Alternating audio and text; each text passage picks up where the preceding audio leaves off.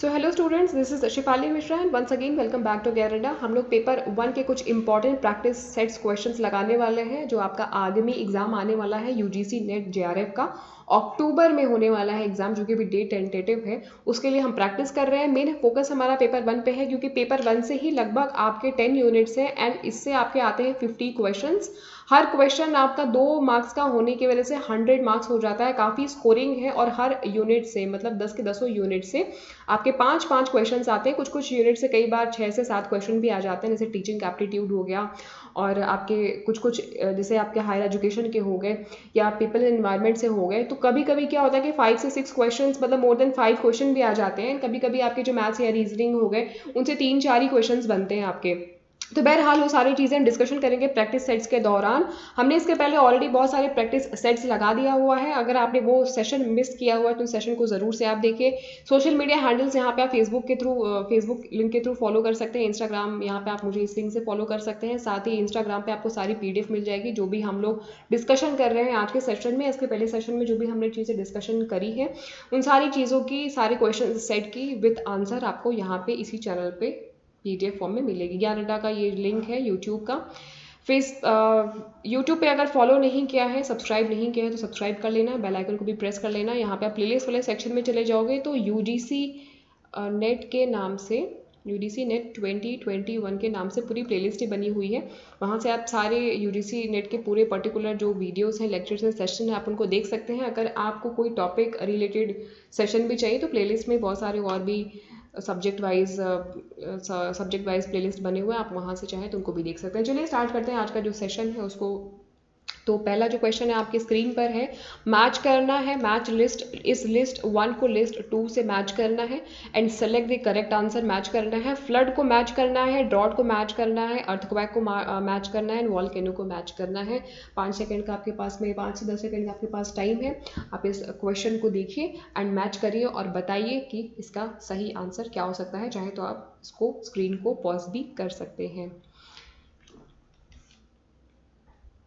तो चलिए ज़्यादा डिले ना करते हुए इस क्वेश्चन के आंसर की तरफ बढ़ते हैं। देखिए, फ्लड, फ्लड माने बाढ़। बाढ़ कब होती है? जब सबसे ज़्यादा एक्सेस अमाउंट में रेन होता है, मतलब बारिश होती है।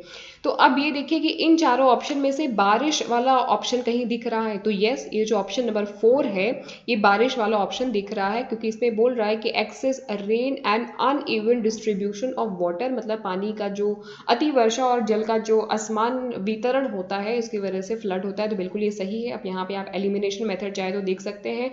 ये सेकंड और सी ये बिल्कुल हट गया, या तो आपका ऑप्शन ए में से होगा या तो आपका ऑप्शन जो है वो डी में से हो सकता है। सेकंड क्वेश्चन देखिए, ड्रॉट, ड्रॉट के बारे में पूछ रहा है। ड्रॉट माने सूखा, अकाल कब पड़ता है? तो ये देखिए इन तीन बचे, ये 3, 1 2 3, जब रेनफॉल जहाँ पे कमी होगी, मतलब पानी सबसे ज़्यादा कम होगा या पर्याप्त अवधि में जब वर्षा नहीं होगी तो वहाँ पे संभावनाएं होती हैं ड्रॉट की, मतलब सूखे पड़ने की वहाँ पे संभावनाएं होती हैं। तो हम ये बोल सकते हैं ड्रॉट वाला आंसर आपका यहाँ पे 1 हो गया। तो 4 मिल गया, 1 मिल गया। बी वाला जो ऑप्शन है 1 और कहीं नहीं मिल रहा है तो ये बिल्कुल भी नहीं हो सकता। टाइम को आप बचाएं और अपना ए ऑप्शन टिक करिए, क्योंकि ए ही आपका सही आंसर है। अर्थक्वेक को देखने की जरूरत नहीं है, वॉल्केनो को देखने की जरूरत नहीं। बट इन केस अगर आप ड्रॉट में कंफ्यूज हैं तो आप इन दोनों ऑप्शंस पे जाइए, क्योंकि स्मार्ट स्टडी आप करिए। 2 अगर ऑप्शन आपको मिल गए तो यहाँ एलिमिनेशन मेथड को आप यूज करके चाहे तो आगे बढ़ सकते हैं। नेक्स्ट क्वेश्चन कि विच one of the following green house gases has a shortest residence time in the atmosphere. सवाल ये पूछा जा रहा है कि इन चारों में से, ये चारों ही ग्रीन हाउस गैसेस हैं, तो इनमें से कौन सी ऐसी गैस है जो वायुमंडल में, मतलब कि आपके एटमॉस्फेयर में सबसे कम समय तक, लघुतम समय के लिए ठहर पाती है। राइट जो है इसका आंसर है ऑप्शन सी, मीथेन। मीथेन एक ऐसी गैस है जो कि सबसे कम समय के लिए एटमॉस्फेयर में ठहर पाती है। Next question, consider the following statements and select the correct answer from the code given below. ये 4 ऑप्शंस आपके पास में है, ये 4 स्टेटमेंट्स आपके पास में है। इन स्टेटमेंट में से आपको देखना है कि कौन सा स्टेटमेंट है जो करेक्ट है, जो सही है। देखिए इस तरह के भी क्वेश्चन आपसे एग्जामिनेशन में पूछे जा सकते हैं। अभी हाल ही में जैसे 2021 की अगर बात करें तो बहुत चांसेस है कि कोविड यानी कि कोरोना से संबंधित आपसे क्वेश्चन इस तरीके के पूछे जाए, 4 स्टेटमेंट दे दिए जाए और बोला जाए कि कौन सा स्टेटमेंट है जो कि सही है इन चारों में से, तो कहीं ना कहीं आपको इसमें थोड़ा सा जो करंट अफेयर्स हैं या जो चीज़ें चल रही हैं आज के डेट में उनसे अपडेट होने की ज़रूरत होती है, आवश्यकता होती है। या कई बार तो क्वेश्चन इस प्रकार से पूछ लेते हैं कि जैसे अगर डॉग है, कैट है एंड देन आपका काऊ है एंड आपका दे दिया एक पीजन दे दिया, ठीक, तो इसमें से कौन से ऐसे, या क्रो दे दिया, तो इन चारों में से कौन सा ऑप्शन एक जैसा है, सॉरी इन चारों में से कौन सा एक ऑप्शन जो है बाकी और तीनों से भिन्न है। तो देखिए डॉग भी है जो ज़मीन पे चलता है, कैट ज़मीन पे चलता है, काऊ ज़मीन पे चलता है, बट पीजन एंड क्रो ये कहीं ना कहीं उड़ने वाले पक्षी हैं। ये हैं तो सभी जानवर की श्रेणी में आते हैं, बट पीजन एंड क्रो जो है वो उड़ने वाले पक्षी हैं। डॉग के भी कहीं ना कहीं 4 पैर होते हैं, कैट के भी, क्रो के भी, और इनके 2 होते हैं। कुछ इस प्रकार से भी क्वेश्चंस आ जाते हैं कई बार एग्जामिनेशन में, मतलब 2 पैर से चलने वाले क्रो और ये उड़ने वाले होते हैं। तो देखिए उसी प्रकार से क्वेश्चंस कभी कभी बहुत आसान तरीके से पूछ लेते हैं, डॉग कैट काऊ पीजन करके, कभी कभी पूरा स्टेटमेंट ही दे देते हैं। तो स्टेटमेंट आप पढ़िए। पहला स्टेटमेंट है कि Rajasthan receives A highest solar radiation in the country. पूरे हमारे देश में राजस्थान एक ऐसा सिटी है जो कि हाईएस्ट सोलर रेडिएशन, मतलब सौर जो विकिरण होता है, सौर विकिरण वो सर्वाधिक यहाँ पे ही होता है राजस्थान में। दूसरा है कि India has the 5th largest installed wind power in the world. India पूरी दुनिया में 5वें स्थान पर है जहाँ पे विंड पावर सबसे ज़्यादा है, लार्जेस्ट अमाउंट में विंड पावर इंस्टॉल्ड है। तीसरा आपसे ऑप्शन पूछ रहा है maximum amount of wind power is contributed bye Tamil Nadu, कि मतलब मैक्सिमम अमाउंट में जो विंड पावर है वो तमिलनाडु जो स्टेट है वो कॉन्ट्रीब्यूट करता है। नेक्स्ट है आपका ऑप्शन प्राइमरी सोर्स जो यूरेनियम का है इंडिया में वो जादूगुड़ा में है, जादूगुड़ा में है। ये 4 ऑप्शंस में से सही ऑप्शन, इनका कोड भी दिया हुआ है, इन सारे कोड से आपको कहीं ना कहीं टैली करना पड़ेगा। बहुत ही ध्यान से सारे क्वेश्चंस को पढ़िए एंड अगेन इसमें एलिमिनेशन आप मेथड लगाइए, एलिमिनेशन मेथड आप लगाएंगे तो आपका टाइम कहीं ना कहीं बचेगा। तो देखिए इसमें एक है आपका कि primary source of uranium in India is Jaduguda, बिल्कुल ये सही है ऑप्शन आपका। तो कहीं ना कहीं ये पूछ रहा है, करेक्ट पूछ रहा है, ठीक है, तो मतलब 4th ऑप्शन होना ही होना चाहिए। तो 4th ऑप्शन आपका किस में है? 4th ऑप्शन है आपका डी में। बी में आपका 4th ऑप्शन नहीं है तो बी एलिमिनेट हो गया, 1 में भी नहीं है। देखिए बहुत ही जल्दी आंसर आपको मिल गया, डी बिल्कुल सही आंसर है। इसका मतलब कि 1st और 4th सही है, ये दोनों गलत है। तो इस प्रकार से भी अगर आपको कोई एक भी क्लियर है तो आप एलिमिनेशन मेथड के थ्रू इस तरीके के जो क्वेश्चंस होते हैं उनको सॉल्व कर सकते हैं। नेक्स्ट क्वेश्चन देखिए कि who among the following is de facto executive head of the planning commission. निम्नलिखित में से, इन चारों में से कौन है जो कि योजना आयोग का वास्तविक कार्यकारी मुखिया होता है? वास्तविक कार्यकारी मुखिया इन चारों ऑप्शंस में से कौन होता है? सही इसका उत्तर है ऑप्शन बी। जो डिप्टी चेयरमैन होता है वो वास्तविक कार्यकारी मुखिया होता है। किसका? प्लानिंग कमीशन का। फिलहाल प्लानिंग कमीशन को अब रिप्लेस कर दिया गया हुआ है, किससे? नीति आयोग से रिप्लेस कर दिया गया हुआ है। और नीति आयोग का कौन होता है? वो जो चेयरमैन होता है वो प्राइम मिनिस्टर होता है, राइट। चलिए नेक्स्ट क्वेश्चन की तरफ बढ़ते हैं। Education as a subject legislation figures in which of the following. इन चारों में से जो विषय है, जो शिक्षा है, शिक्षा किस सूची के अंतर्गत आता है? आपको इसमें से सही आंसर बताना है। Right answer is option B, state list में, मतलब राज्य की सूची में, राज्य की सूची में जो शिक्षा है वो आता है, बिल्कुल। नेक्स्ट क्वेश्चन की तरफ बढ़ते हैं। Which one of the following are central university. इन चारों में से कौन सी ऐसी हैं जो कि सेंट्रल यूनिवर्सिटीज हैं? अगेन इसमें आपको कोड दिया हुआ है, 1 2 3 के नाम से दिया हुआ है, 1 2 3 4 1 3 4 इस तरीके से कोड आपको दिया है। इसमें अगेन अगर आप चाहें तो एलिमिनेशन मेथड लगा सकते हैं। अगर आपको एक भी पता है कि कौन कौन सी यूनिवर्सिटी सेंट्रल यूनिवर्सिटीज हैं तो बिल्कुल, अगर पौंडीचेरी यूनिवर्सिटी बोला जाए तो ये सेंट्रल यूनिवर्सिटी है। एंड विश्व भारती ये भी आपकी सेंट्रल यूनिवर्सिटीज है। HNB गहरवाल यूनिवर्सिटी ये बिल्कुल सेंट्रल यूनिवर्सिटी नहीं है। कुरुक्षेत्र यूनिवर्सिटी ये भी सेंट्रल यूनिवर्सिटी है। तो देखिए 1 2 एंड 3 सेंट्रल यूनिवर्सिटीज हैं, तो कौन सा है ऑप्शन 1 2 एंड 3? ऑप्शन ए जो है वो सही आंसर है। नेक्स्ट क्वेश्चन देखते हैं। नेक्स्ट क्वेश्चन है कि consider the statement which is followed by two arguments first and second. India should have a very strong powerful Lokpal. India मतलब भारत में एक सशक्त एवं सुदृढ़ लोकपाल होना चाहिए, एक इंपॉर्टेंट स्ट्रॉन्ग और पावरफुल लोकपाल होना चाहिए। आर्गुमेंट क्या है इसमें, तर्क क्या दिया गया हुआ है, तर्क कथन के आधार पर है, ये लॉजिकल रीजनिंग का क्वेश्चन है। हम लोग जब लॉजिकल रीजनिंग वाले सेशन करेंगे तो यहाँ पे इस तरह के क्वेश्चंस को हम लोग डीप में डिस्कशन करेंगे।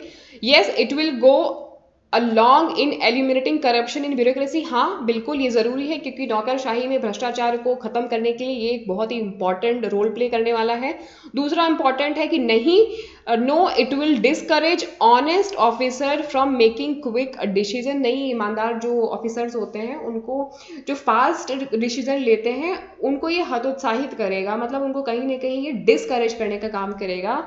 तो लोकपाल स्ट्रांग होना चाहिए। तो इन दोनों आर्ग्यूमेंट में से कौन सा आर्ग्यूमेंट जस्टिफाई कर रहा है, दोनों कर रहे हैं, एक सिर्फ एक कर रहा है, सिर्फ दो कर रहा है, या दोनों ही कर रहे हैं, या ना एक कर रहा है ना दूसरा कर रहा है, इसमें से आपको राइट जो ऑप्शन बताना है वो ये बताना है कि दोनों में से दोनों में से कौन से आर्गुमेंट जो है वो आपके स्ट्रांग है। तो देखिए कहीं ना कहीं अगर लोकपाल पावरफुल या स्ट्रांग लोकपाल आएगा तो कहीं ना कहीं जो करप्शन है वो एलिमिनेट होगा, जो ब्यूरोक्रेसी है, ब्यूरोक्रेसी में जो करप्शन है, इस प्रकार की जो चीज़ें हैं, भ्रष्टाचार, इस प्रकार की चीज़ें एलिमिनेट होगी। लेकिन इस प्रकार की जब भी क्वेश्चन आए तो हमेशा पॉजिटिव फैक्टर को देखना चाहिए, ठीक है।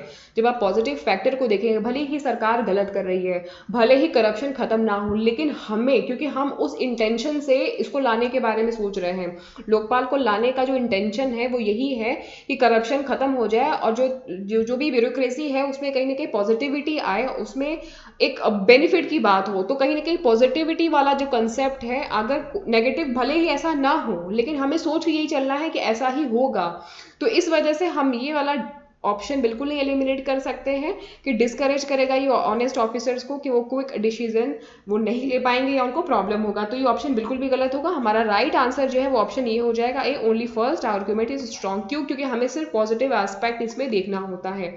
Next question, which of the following universities has adopted the meta university concept? इनमें से चारों में से कौन सी यूनिवर्सिटी है जिन्होंने मेटा यूनिवर्सिटी का कंसेप्ट अडॉप्ट किया है?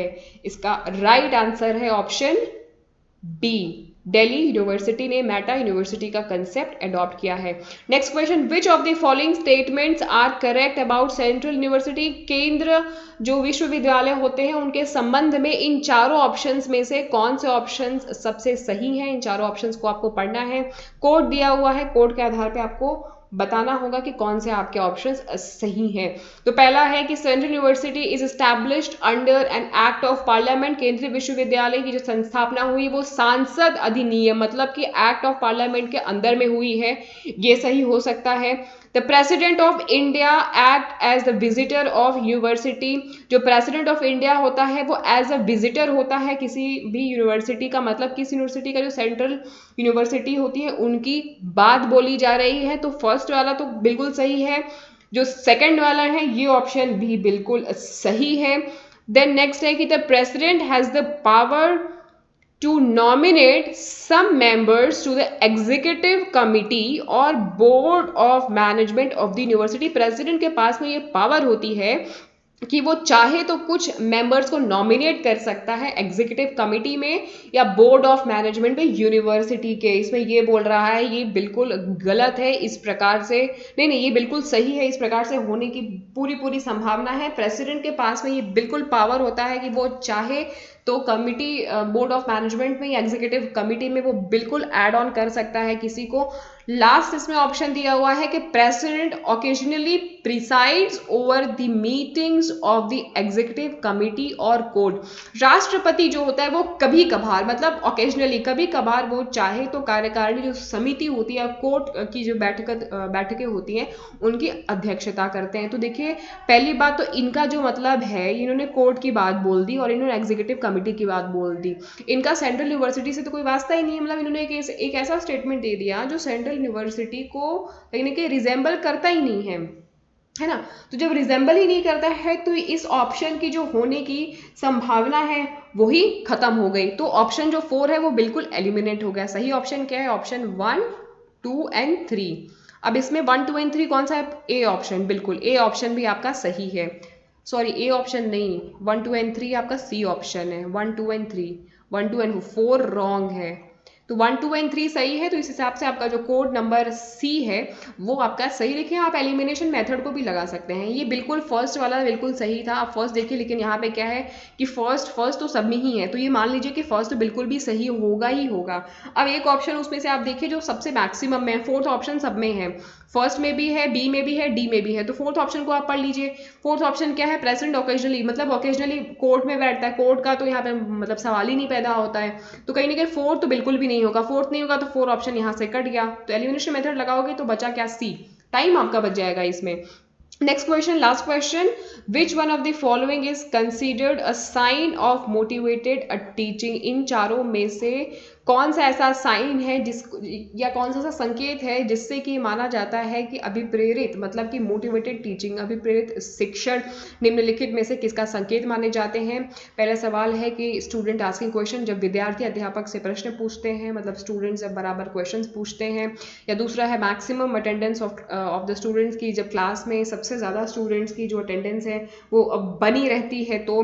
या पिन ड्रॉप साइलेंस होता है क्लासरूम में, या स्टूडेंट्स जब नोट्स वगैरह लेते हैं, तो इन चारों में से क्या होता है। देखिए सबसे ज़्यादा इंटरेस्टिंग मोटिवेटेड टीचिंग वही होती है कि जब उसमें स्टूडेंट्स इन्वॉल्व होते हैं, और स्टूडेंट्स कब इन्वॉल्व होते हैं, जब उनकी तरफ से क्वेश्चंस आता है, क्योंकि क्वेश्चंस उनकी तरफ से तभी आएगा जो वो पेशेंटली आपकी बात को सुनेंगे, अटेंडेंस से कोई मतलब नहीं है। पिन ड्रॉप साइलेंस रहेगा तो भी क्लासरूम में मतलब ये मोटिवेटेड टीचिंग का कोई कंसेप्ट नहीं या उसका संकेत नहीं माना जा सकता है। ये कुछ इंपॉर्टेंट क्वेश्चंस हमने डिस्कस किए आज के इस सेशन में। अगर ज्ञान पे आप नए हो, चैनल को सब्सक्राइब नहीं किया है तो अगेन सब्सक्राइब कर लीजिएगा एंड बेल आइकन को भी प्रेस कर लीजिएगा।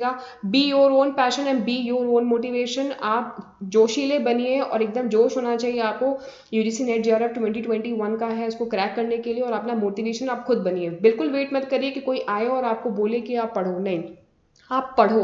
मैम सेशन लेने वाली है तो आप पढ़ोगे, नहीं, ऐसा नहीं है। आपके पास में टाइम है, आपके पास में पूरा अभी बिल्कुल अभी 2 से 3 महीने का, 2 से ढाई महीने का टाइम है, क्योंकि अभी इन्होंने बोला है कि अक्टूबर में करने वाले हैं, बट हमें ये पता नहीं है। पूरा सितंबर आपके पास में बचा हुआ है, ये मान के चलिए कि मिड ऑफ अक्टूबर में ही होगा, तो 2 महीने तो नहीं, मतलब मेरे हिसाब से तो 1.5 महीने का मिनिमम टाइम है आपके पास में।